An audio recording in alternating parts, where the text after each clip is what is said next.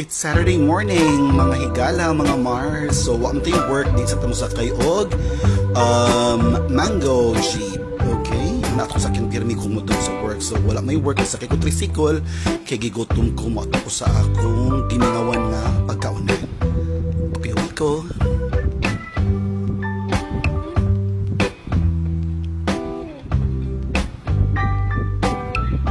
So, since nalapas ko, so nilataw ko gamay ni padung ko sa kadunan. O niabot na ta, awa ko mga puso, magpatanong luto.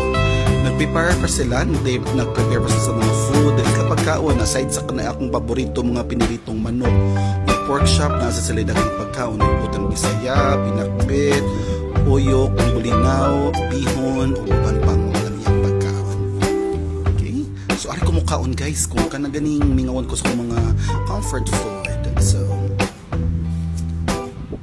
minis like buntag sa'yo kainit pa ang pagkaon niya, crispy pa ang pork chop. Na mo na kong gihuwat ang pork chop sa luto ng manok. Nagkuha na ko ato og chicken wings usa. Nag-wait pa ko sa pork chop na akong kinahaw. So akong i-order isa ka chicken wings o tuha ka pork chop ako lang ipa-chop. Okay? Naman kay siya. So nagkuha taong pati suka, ibutangan natin og sili para muhang siya. Oops! Nausik ang suka pero okay lang kay excited ko mukhaon guys. Super excited. Nag-ato ko sa pasili para maluha ang sili para mahangin siya. Di ba lami ang kaon kung mahanghang ang atong sausawan? Kaya akong puso kay upat ni ka mo. Siguro lang nakita kay usala na nariya sa lahat. Okay. Magsulog ang kaon. Pagkaigat eh. Pork chop.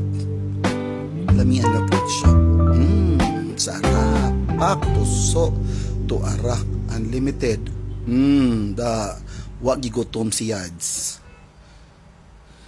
Alright.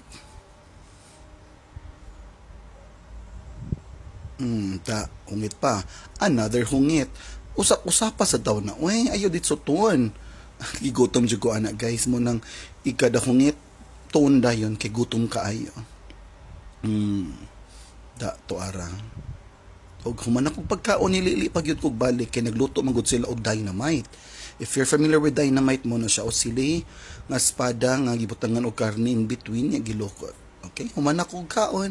So daghan pa mga suki og mga unay